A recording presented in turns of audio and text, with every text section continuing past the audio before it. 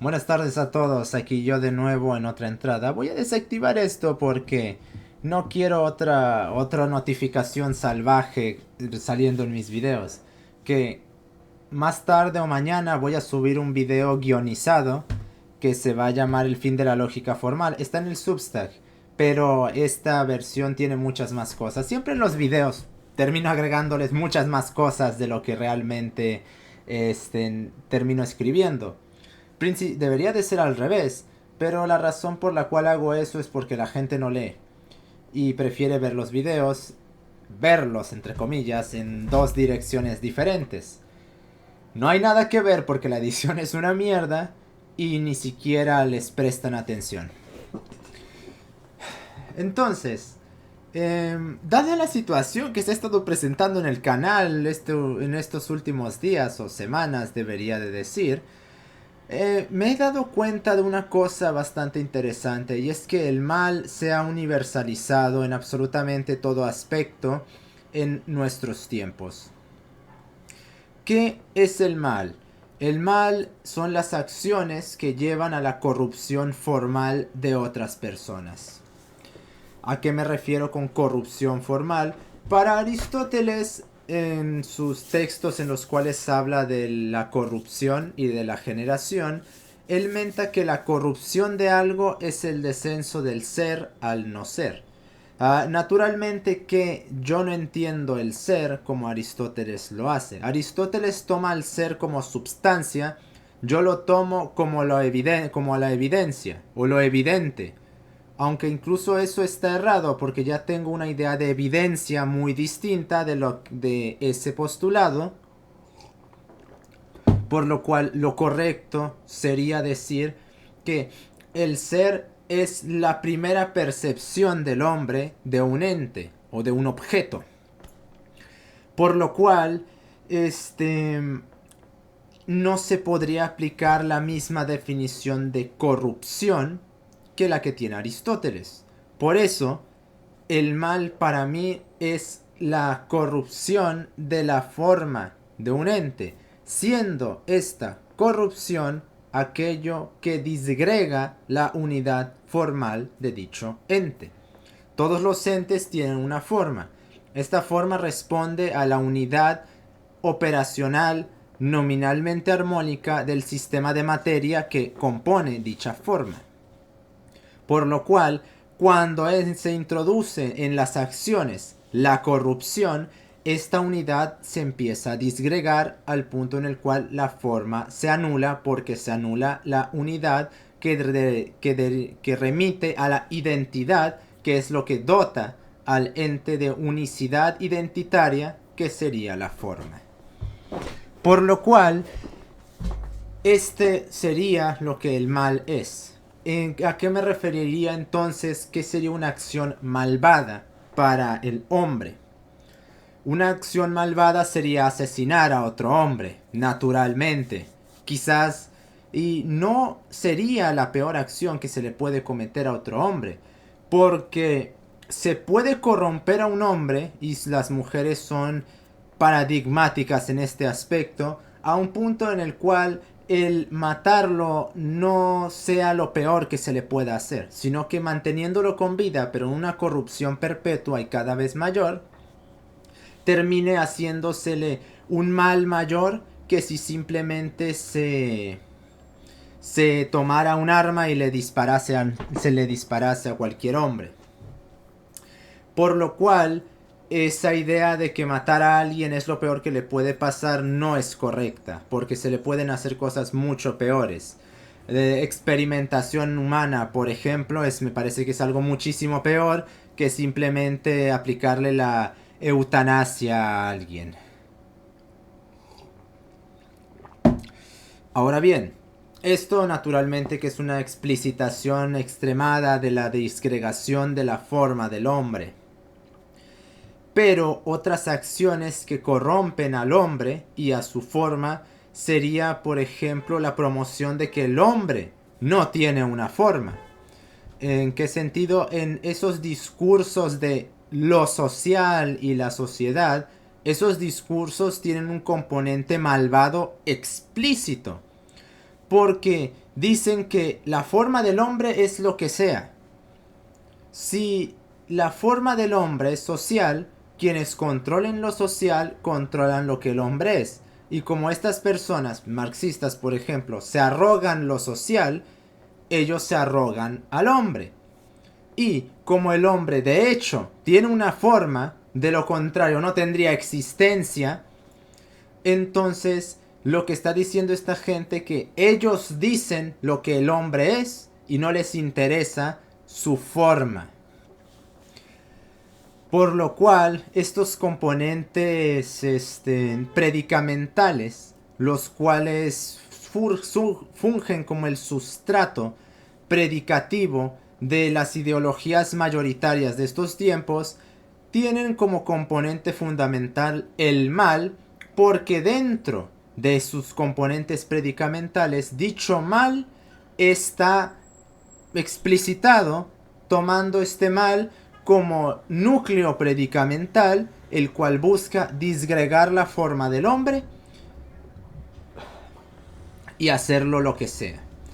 Cuando todos los entes del universo, de la realidad u objetos, tienen una forma, y cuando se empieza a atentar contra esa forma solo surgen abominaciones, razón por la cual el pretender que la forma humana es infinitamente maleable solo nos llevará a crear monstruosidades, porque si tienen esa forma no es porque sí. Hay toda una serie de procesos los cuales son existentes, la gran mayoría de ellos, otros simplemente son reales, los cuales derivan en la forma de los entes o de los objetos. Que no puede simplemente el hombre tomarla y decir, porque yo tengo conciencia de las formas, voy a hacer lo que se me dé la gana con ellas. Si hay un orden en la naturaleza, ese orden no está ahí caprichosamente. Pero también desde la física, por ejemplo, aunque mayoritariamente desde la filosofía, se busca imponer que la naturaleza no tiene un orden y las cosas ocurren porque sí.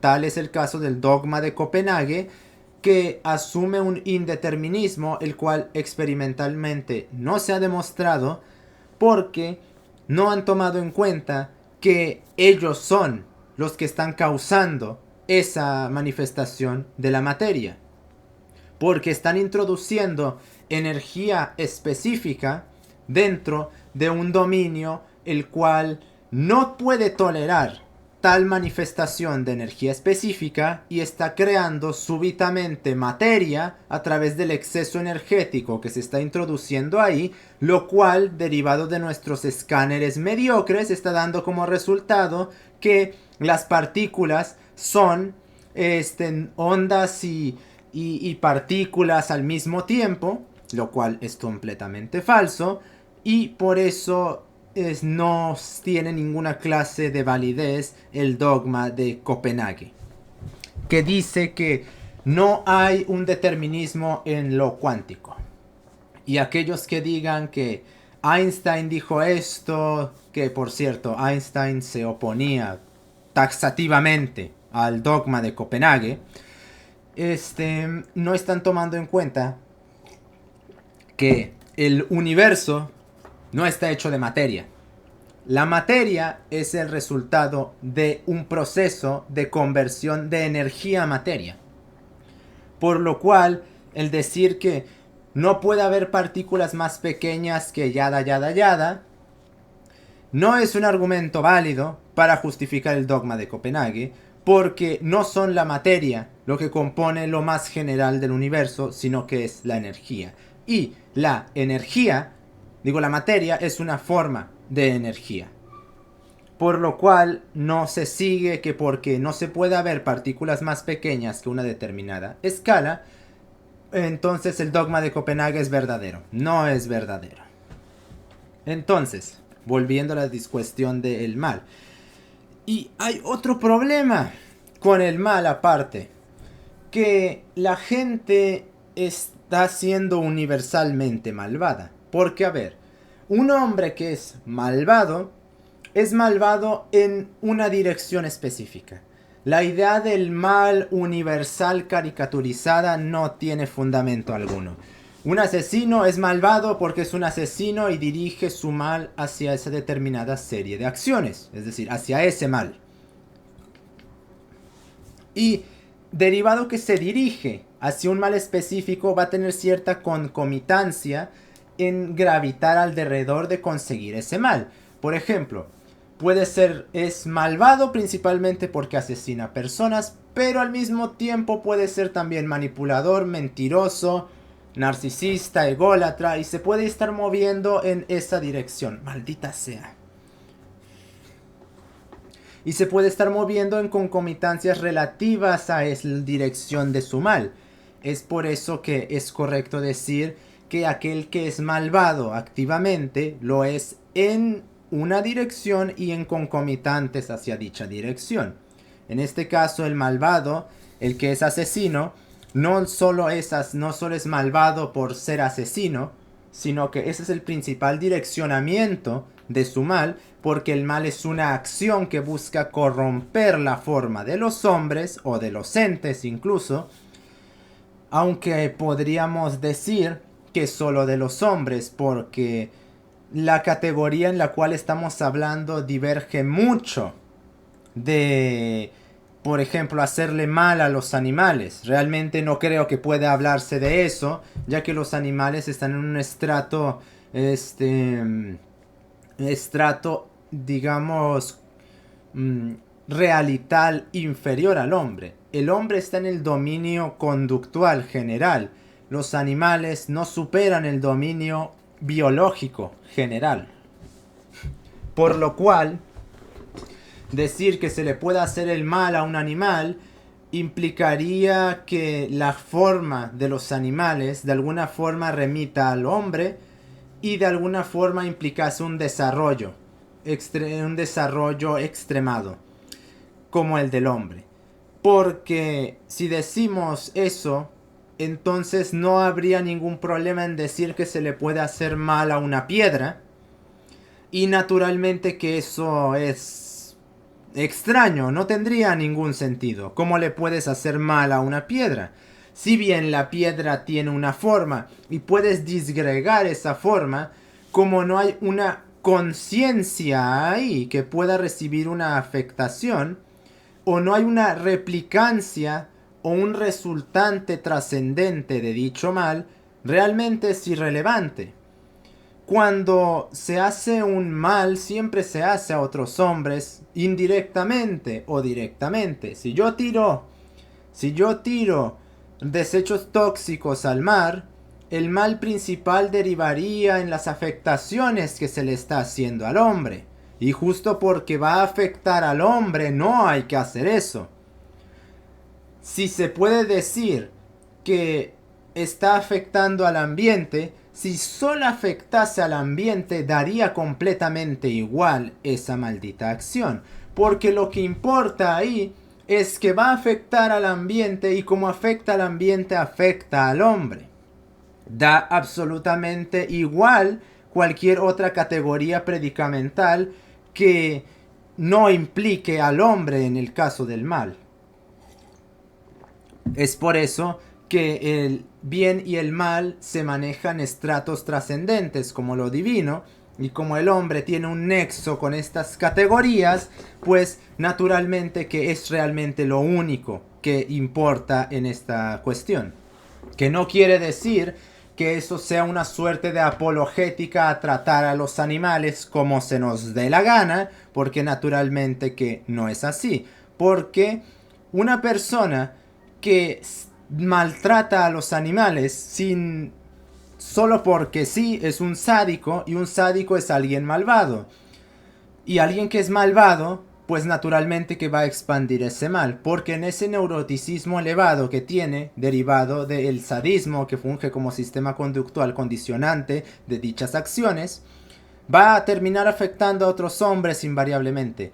No existe la conducta que se quede en la cama, porque todo lo privado el hombre hace hasta lo imposible por hacerlo público.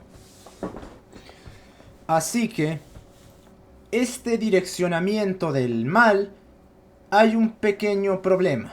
y es que el asesino es malvado de una determinada forma y en formas concomitantes.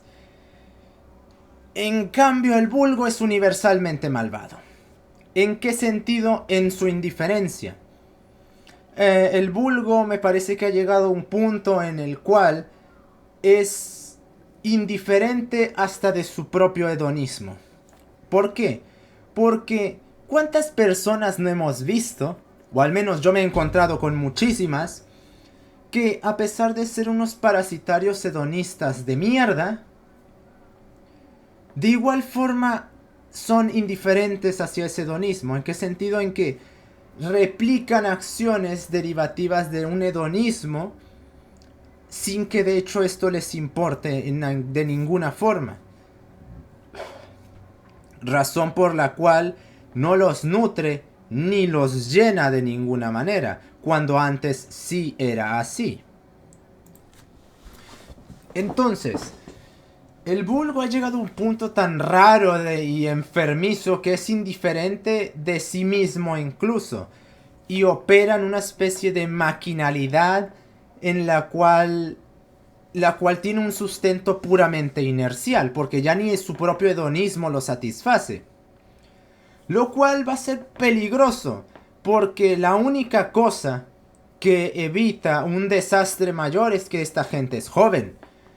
Cuando toda esta gente, que principalmente veo estas conductas en gente de entre 16 y 25 años, tengan 35 años y ya no sean la moda, porque les da bola toda la maquinaria publicitaria, todavía de alguna forma se sienten con ánimos de vivir. Pero cuando eso no ocurra y le esté dando bola toda esa maquinaria a los jóvenes, es decir, la generación que viene, ¿qué va a hacer esta gente si va a seguir actuando de la misma forma? Porque, sí, no va a venir mágicamente algo a solucionar las cosas. ¿Y por qué no? Porque, bueno, primero, en estas deidades conceptuales, las cuales tienen las ideologías imperantes, como el liberalismo o el marxismo, deidades conceptuales como lo social, como la sociedad, como la economía, no van a salvar a las personas, y la gente tiene tan interiorizado que el mercado hace esto, que el dólar bajó, como si el dólar mismo pudiera hacer cosas. Sí, miren, el peso baja. No se refiere a eso. No puede hacer el peso eso. Quienes bajan el dinero son los tenedores del dinero. Y si se viera la economía de esa manera, razón por la cual no se ve, pues imagínense cómo serían las cosas si en lugar de decir el dólar baja, la economía cayó, dijéramos los que controlan la economía tiraron el sistema económico, o los que tienen el dinero hicieron cosas que hicieron que el dinero se apreciase o se devaluase. Ahí ya implicaría ver a gente en específico y prestarle atención a gente en específico.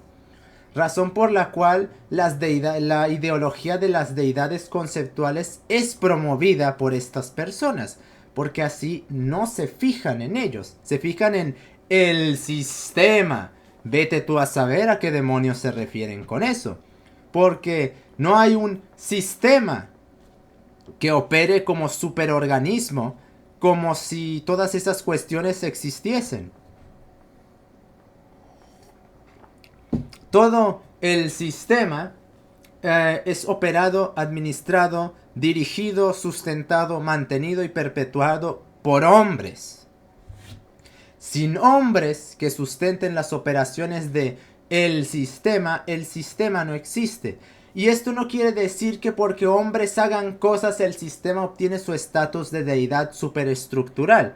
No, simplemente se refiere esto a que el sistema no trasciende del hombre porque el hombre es el sistema. Por lo tanto, ya que todas estas ideologías promueven estas deidades conceptuales que vienen y nos hacen cosas que la sociedad nos impone, la cultura nos obliga, pues la gente ha ido interiorizando que realmente estos conceptos tienen capacidad operacional, es decir, tienen capacidad de volición y de voluntad, y que de alguna forma ellos son los que van a tener que hacer cosas. Ellos son los que nos van a salvar. Así que, ¿qué pasa? Que se volvieron completamente indiferentes a cualquier cosa que no sea ellos e incluso hasta a ellos mismos. Por lo cual, ¿qué se deriva de todo esto? Que el mal del hombre se ha universalizado y que el vulgo es más malvado que un asesino. ¿Por qué? Porque el potencial destructivo de un asesino está limitado a una serie de operaciones extremadamente corta y pequeña. El potencial destructivo del vulgo no se limita a absolutamente nada.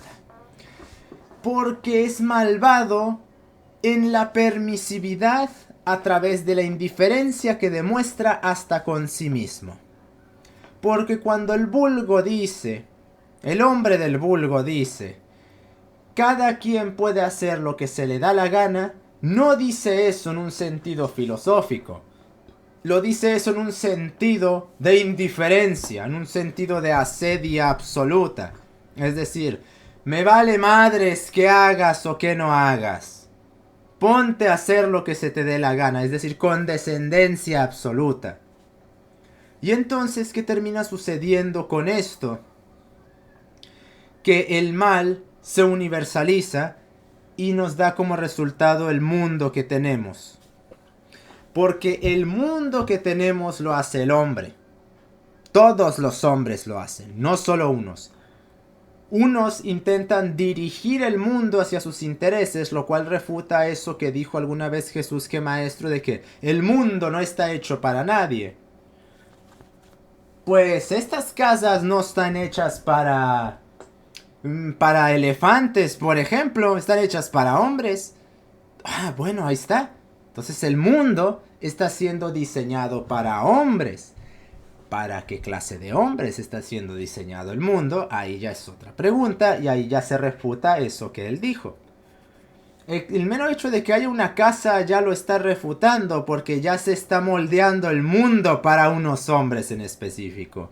No para hombres de 20 metros, no para hombres de 5 centímetros. Si se hace algo, se hace por algo. Y entonces, ¿qué nos da como resultado toda esta dialéctica, toda esta dinámica, toda esta corriente de pensamiento? Que el mal es universal y que realmente el vulgo es algo mucho peor de lo que pareciese al principio. Había una tesis, no recuerdo cómo se llamaba este autor, creo que era de Peter Singer, no estoy seguro, el cual decía que la gente normal era malvada inherentemente. Bueno, me parece que estaba en lo correcto en absoluto, y diría que es mucho peor de lo que él propone.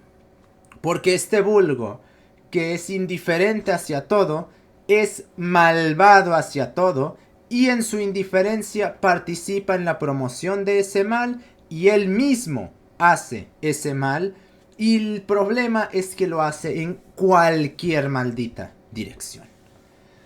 Así que... ¡Auch! Nos estamos viendo.